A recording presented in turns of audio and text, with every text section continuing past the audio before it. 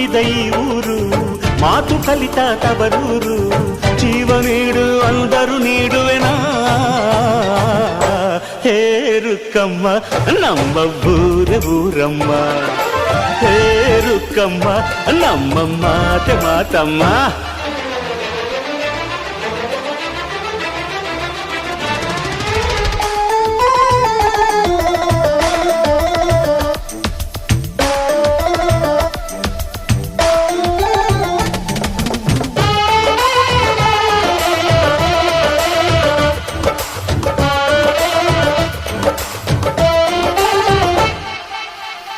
ಇಲ್ಲಿರೋ ಸೌಭಾಗ್ಯ ಎಲ್ಲೂ ಇಲ್ಲ, ಈಶ್ವರಿ ತಾಯಿ ಇರೋ ಊರೇ ಇದು.